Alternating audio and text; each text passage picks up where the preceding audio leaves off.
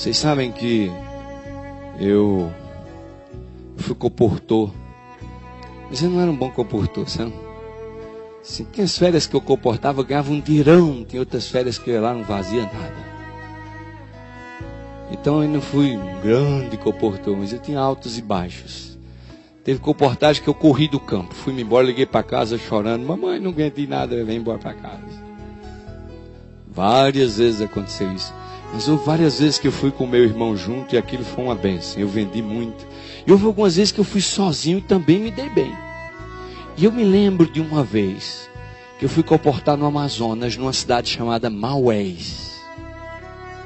Essa cidade chamada Maués, ela fica na beira do rio Paranaíba, que é um afluente do grande rio Solimões.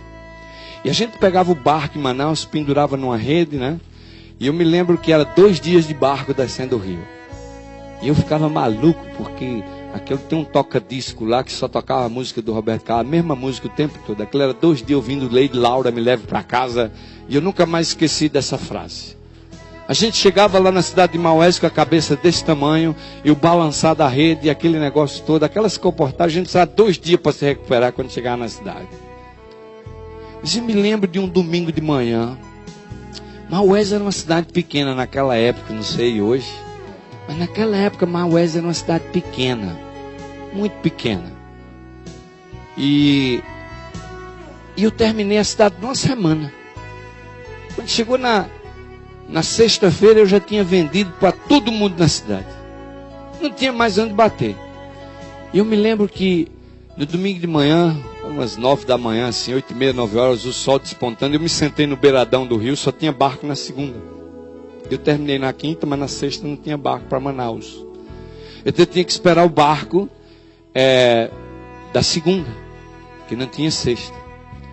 E eu me sentei num parapeito que tinha sido do beiradão do rio do Paranaíba, olhando para a cidade. Eu falei: onde é que eu não dei uma oferta aqui nessa cidade? Que hoje é domingo e ainda podia vender uma coleção de livros. E quando eu acabei de falar essa palavra, o sino da igreja católica badalou: blém, blém, blém. Eu falei: o padre.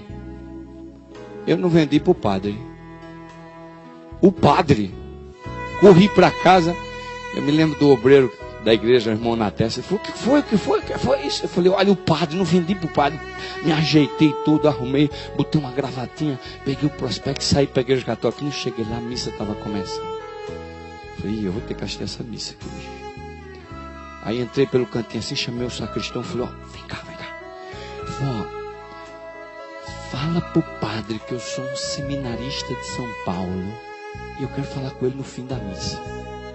Falei: tá bom, agora não dá que o padre está entrando para fazer a missa. Falei: tá bom. Sentei lá atrás na missa, e quando o padre entrou, eu levantei a cabeça assim, fiquei um pouquinho em pé, e o sacristão fez assim para mim, como quem diz: o padre vai lhe receber. Quando acabou a missa, eu esperei meia hora. Sei que o padre foi trocar de roupa lá dentro, um senhor idoso, ele era italiano, falava um português assim meio esquisito, mas todo mundo entendia. E aí finalmente o sacristão veio e disse: vem aqui, o padre vai lhe receber na biblioteca, na casa paroquial. Meus irmãos, quando eu entrei na biblioteca, a sala da biblioteca, uma sala grande, cheia de livros. Eu nunca vi uma biblioteca que eu falei: meu pai, uma biblioteca dessa aqui no meio do mato, lá no rio, no Paranaíba, no meio dos Solimões. Eu falei: isso aqui deve ter sido um barco para trazer esses livros todos. E o padre era muito gentil. Ele falou: olha, você é um seminarista, você está estudando para ser padre? Eu falei: bem, eu estou estudando, eu sou seminarista, sim, mas não estou estudando para ser padre, estou estudando para ser pastor. Ele falou: ah, você é evangélico? Eu falei: ya. Ele falou: olha, eu venho aqui da parte do serviço educacional lá em saúde, e nós estamos aqui fazendo um trabalho maravilhoso aqui em Maués. Eu já vendi para o prefeito, para o engenheiro, para o doutor fulano, para o doutor Beatriz, você falando ali. Foi assim, e eu abri o prospecto, né? E eu estava vendendo, era o Conflito dos Séculos, era Laços e Sombras e Forças Misteriosas que Atuam na Mente Humana. Eu nunca me esqueci desses 3 livros. E quando eu comecei a olhar minha oferta assim, ele foi balançando a cabeça. Muito bom, muito bom. Aí quando eu terminei, ele disse assim: olha, desses 3 livros que você está vendendo, o que eu gosto mais... Aí abriu a gaveta assim da escrivaninha dele. e tirou um conflito dos sexos. Bem mim que eu estava vendendo. Todo usado assim, parecia manuseado. Todo sublinhado, grifado. Ele disse assim, olha, o que eu gosto mais é esse aqui. Eu falei, oxe, esse padre está lendo o conflito? Ah, é esse, né? Esse padre está... Ele falou, padre, o senhor conhece essa literatura? Ele olhou para mim e deu uma risadinha e falou assim, eu sou fã de Ellen White. O senhor é fã de Ellen White? O senhor conhece Ellen White? Ele falou, vem aqui. Ela me levou para o canto assim, ó. Toda a coleção da casa publicadora de Ellen White. Fora. E ele disse, olha meu filho, eu não só tenho ali como eu já li todos. Eu falei, padre, então o senhor conhece a igreja adventista do sétimo dia? Ele falou, claro que conheço a igreja adventista do sétimo dia. Eu li tudo isso aí. Então o senhor sabe que a igreja adventista é a igreja verdadeira. Ele falou, olha, eu sei que a igreja adventista tem a verdade. Não sei se ela é a verdadeira. Se ela tem a verdade, eu sei que ela tem. Eu falei, mas padre, por que é que o senhor não se converte? Nós temos uma igreja ali na frente. Ele falou assim, olha, eu não me converto para o adventismo nem a minha paróquia, porque vocês dão muito mau testemunho. Eu conheço a igreja de vocês aqui, a vida dos membros de vocês. Se eu disser à minha população que eu sou adventista,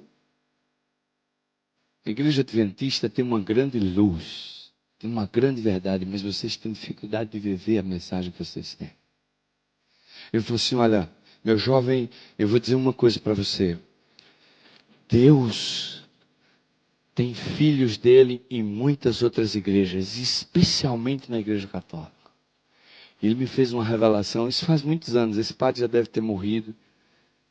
Mas naquela época ele me afirmou, ele disse assim, olha, ainda o ano passado, eu fui convidado para ir à conferência dos bispos lá em Taici.